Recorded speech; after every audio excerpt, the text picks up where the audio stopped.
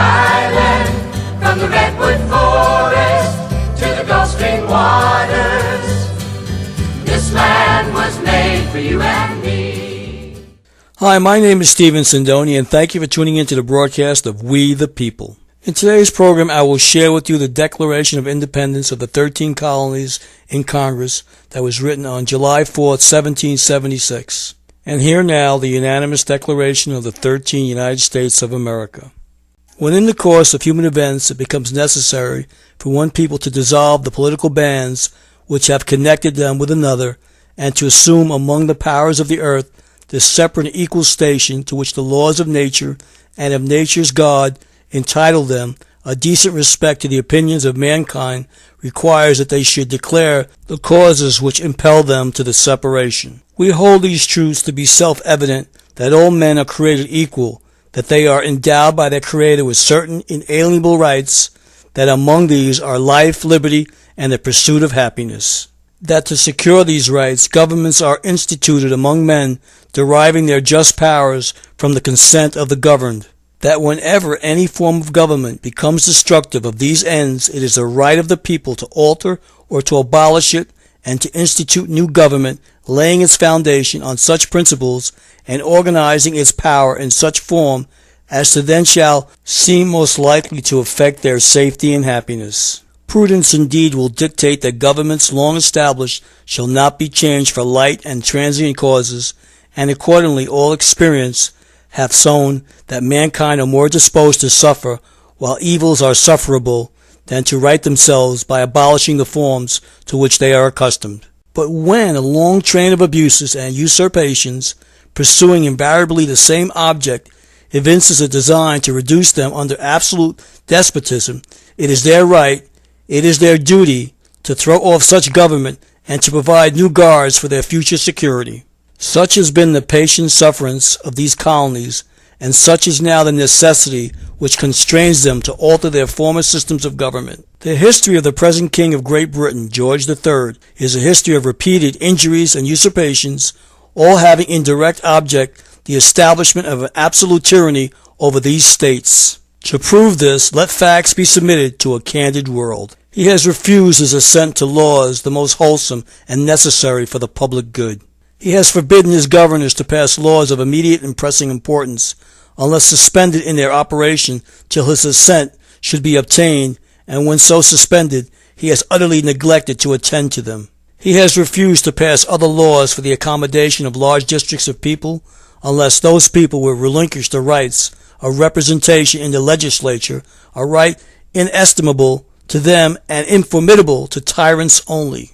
He has called together legislative bodies at places unusual, uncomfortable, and distant from the depository of their public records for the sole purpose of fatiguing them into compliance with his measures. He has dissolved representative houses repeatedly for opposing with manly firmness his invasions on the rights of the people. He has refused for a long time after such dissolutions to cause others to be elected, whereby the legislative powers, incapable of annihilation, have returned to the people at large for their exercise, the state remaining in the meantime exposed to all the dangers of invasion from without and convulsions within. He has endeavored to prevent the population of these states, for that purpose obstructing the laws for naturalization of foreigners, refusing to pass others to encourage their migrations hither, and raising the conditions of new appropriations of lands. He has obstructed the administration of justice by refusing his assent to laws for establishing judiciary powers. He has made judges dependent on his will alone for the tenure of their offices and the amount and payments of their salaries. He has erected a multitude of new offices and sent hither swarms of officers to harass our people and eat out their substance. He has kept among us in times of peace standing armies without the consent of our legislatures.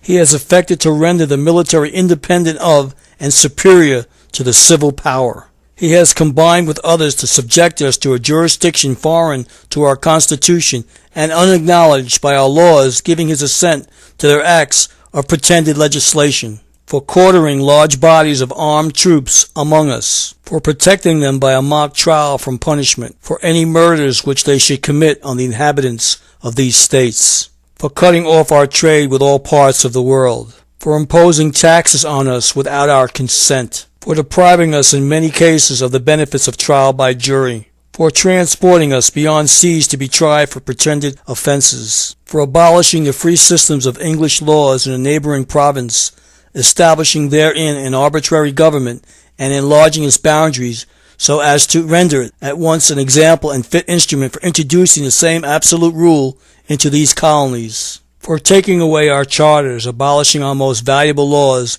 and altering fundamentally the forms of our governments, for suspending our own legislatures and declaring themselves invested with power to legislate for us in all cases whatsoever. He has abdicated government here by declaring us out of his protection and waging war against us. He has plundered our seas, ravaged our coasts, burnt our towns, and destroyed the lives of our people. He is at this time transporting large armies of foreign mercenaries to complete the works of death, desolation, and tyranny already begun with circumstances of cruelty and perfidy scarcely paralleled in the most barbarous ages and totally unworthy the head of a civilized nation. He has constrained our fellow citizens taken captive on the high seas to bear arms against their country, to become the executioners of their friends and brethren, and to fall themselves by their hands.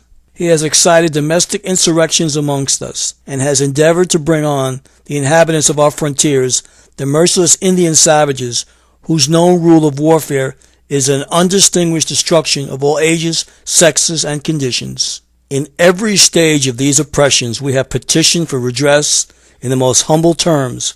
Our repeated petitions have been answered only by repeated injury.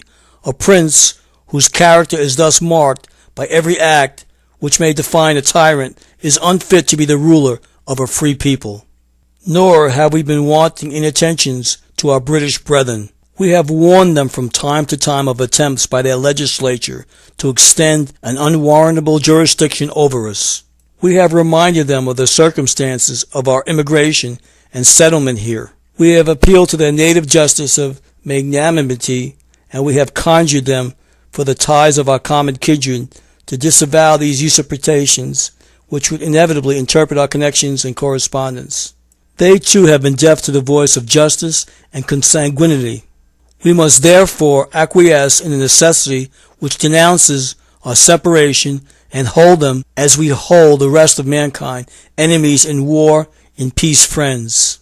We, therefore, the representatives of the United States of America, in General Congress assembled, appealing to the Supreme Judge of the world for the rectitude of our intentions, do in the name and by the authority of the good people of these colonies solemnly publish and declare that these united colonies are, and of right ought to be free and independent states, that they are absolved from all allegiance to the British Crown, and that all political connections between them and the state of Great Britain is, and ought to be totally dissolved, and that as free and independent states they have full power to levy war, conclude peace, contract alliances, establish commerce, and to do all other acts and things which independent states may of right do.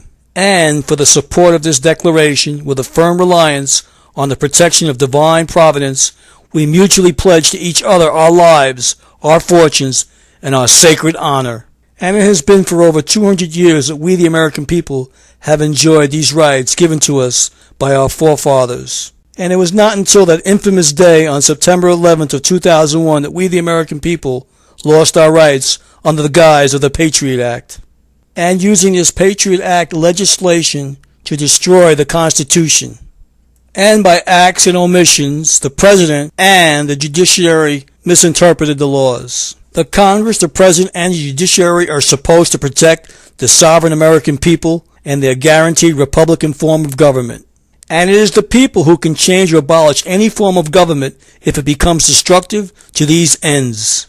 And no political decisions can be made without the consent of the people. And we do not consent to the debt ceiling bill, nor do we consent to any new taxes or any increases or any bills regarding jobs and employment for the Obamonomics that has driven this country towards bankruptcy. And now in closing, I'm going to direct my message to you, Barack Obama. And I will, in doing so, cite the Constitution.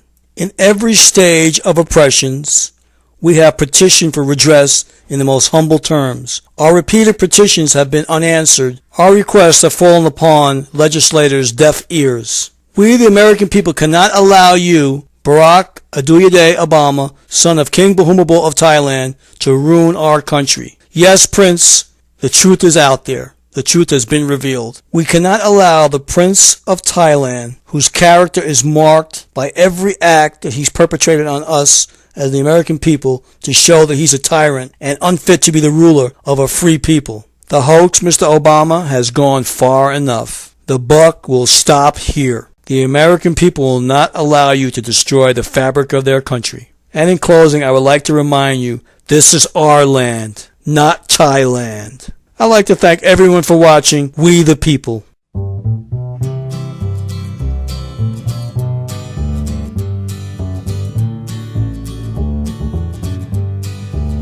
This land is your land, this land is my land. From California to the New York Island, from the redwood forest to the Gulf Stream waters.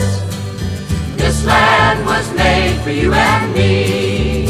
As I was walking that ribbon of highway, I saw above me that endless skyway. I saw below me that golden valley. This land was made for you and me. This land is your land, this land is my land. From California to the New York Island, from the redwood forest to the Gulf Stream waters. This land was made for you and me. I've roamed and rambled, and I followed my footsteps to the sparkling sands of her diamond deserts. And all around me a voice was sounding. This land was made for you and me.